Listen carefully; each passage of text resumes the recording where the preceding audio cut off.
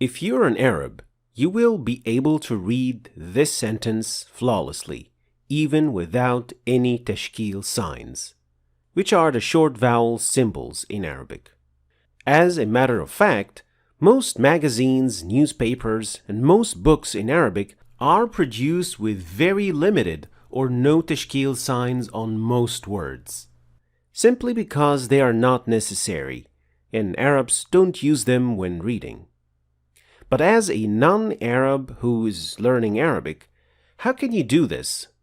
Is it even possible to acquire this skill and be able to read Arabic without tashkeel? Is there a secret to it? Well, yes and no. It is possible to acquire this skill and be able to read Arabic texts without tashkeel. But there is no secret in how Arabs do it. Most importantly, you have to know that there is no magical solution that will enable you instantly to read Arabic texts without tashkeel. It is rather a process that can take some time to master, and by following certain steps, you will get there in a very short time. So if you want to start learning that skill today, then keep watching till the end of this lesson. First of all, you need to know that there are two types of tashkeel when it comes to words in Arabic. And mastering each one of them requires a different approach. The first type is the tashkeel of the word itself. The second type is the tashkeel of the last letter of the word. We also call it the case ending. As for the first type, the tashkeel of the word itself, and this tashkeel doesn't change no matter where the word comes in the sentence and what its function is. Because if it did change, we will end up with a completely different word. So for example, the word Rasul means a messenger, and it has fatha on the ra and dhamma on the sin and sukun on the waw. These tashkeel signs will never change no matter where the word is used and what its function is. So this is what we mean with the tashkeel of the word itself. The second type of tashkeel is the case ending, or the tashkeel on the last letter of the word. This tashkeel, particularly on the last letter, indicates i'rab, or in English, the grammatical function of the word, which changes depending on the function of the word in the sentence. So we say, قال رسول الله, with a dhamma on the last letter, since the word in question is a subject. But if we change things a little bit and we said, رأيت رسول الله, then we will see fatha appearing at the end of the word, because in this case the word Rasul is an object. And if we change it one more time and we said min Rasulillah, and this time the word Rasul has kasra under the lam because it was preceded by the preposition min.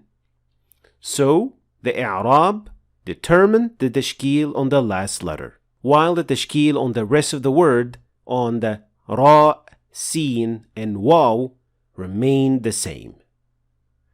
So how do you get the hang of picking the right signs for both of these types of tashkeel? Well, for this type of tashkeel, or case endings, you will need to learn i'rab, which is the study of Arabic grammar.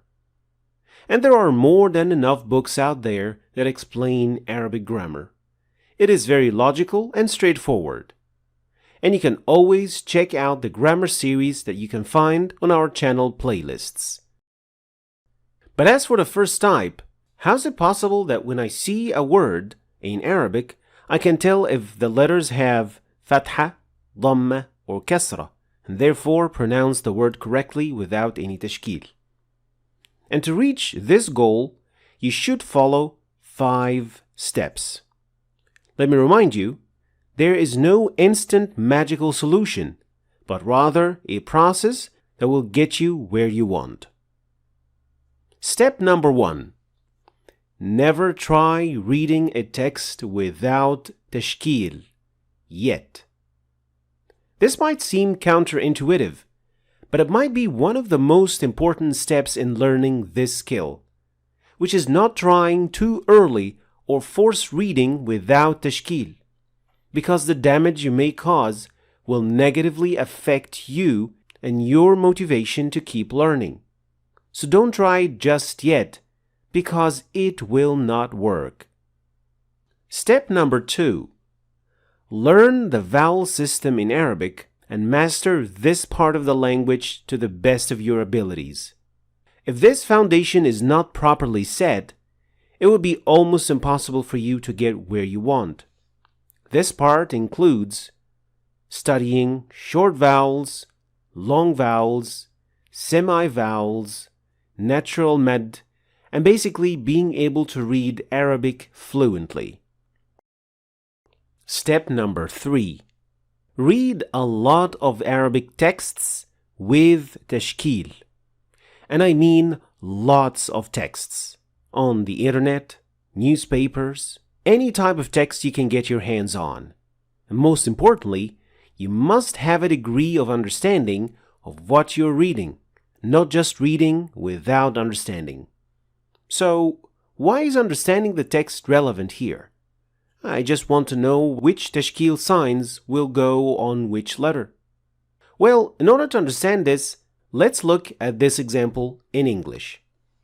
This letter combination is a word, but the question now is, should we read this word as thanks or things? Well, how about now? Well, clearly, it should read, the boy thanks his friend for the present. But if we change things around a bit, how about now? Is it still thanks? Well, of course not. The boy thinks he is the best student. So why did we say thanks in the first case, but things in the second? Well, simply, it is the context. When you understand the context of the word, so what comes before it and what comes after it, you will automatically use the combination that makes more sense to you. If you don't understand what you're reading, choosing between the two options would be almost impossible. Now let's take the same concept in Arabic. Let's consider this word, which is made up of dal, ra, and sin. Now, is it darasa, studied? Or is it dars, a lesson? Or darrasa, taught? Or durisa, was taught? And by the way, I explained how you can guess the meaning of each variation from a single verb. I explained it in this lesson, so check it out if you haven't done that already. It is pretty important.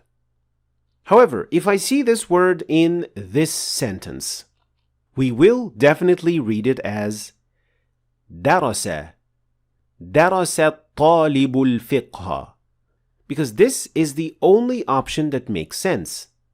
But if we change the sentence a bit, we will have to read it differently. In this case, we will say durisa, durisa al-fiqhu, fiqh was taught. Again, because this is the only possibility that makes sense.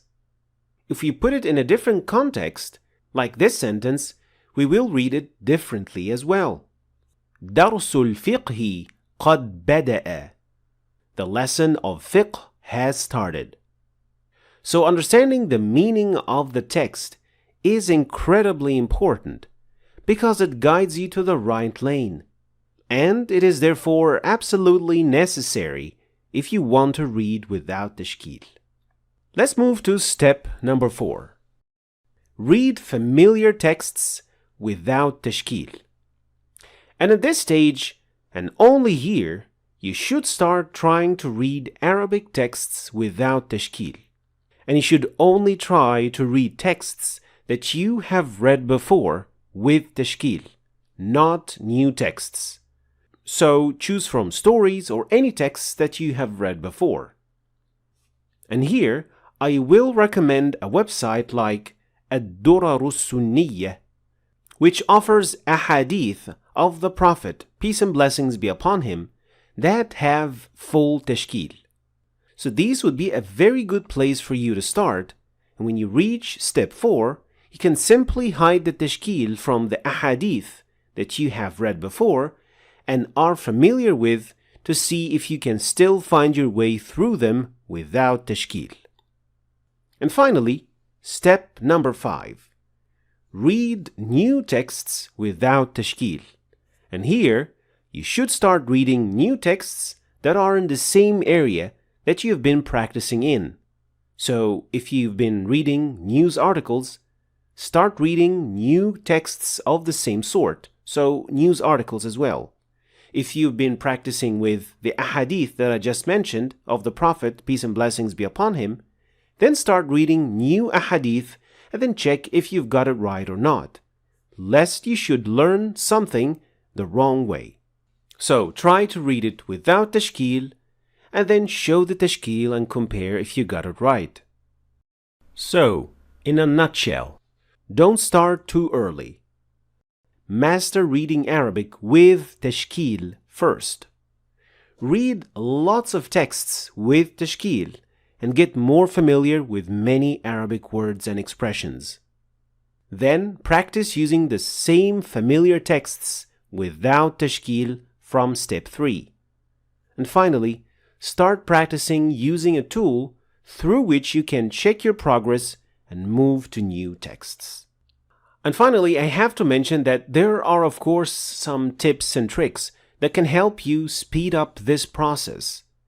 But I didn't mention them in this foundation lesson because otherwise they might get more attention than the real process of learning the language, which is more important of course. If you're interested in learning about these tips and tricks, then let me know in the comments below, and if there is a lot of interest for it, I will publish a new lesson soon, inshallah. Thanks for watching. If you want to start your journey to learn the tajweed of the Quran, you can click on this link.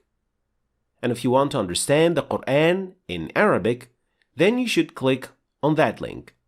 And finally, I hope you've learned something new today, and I will see you next time.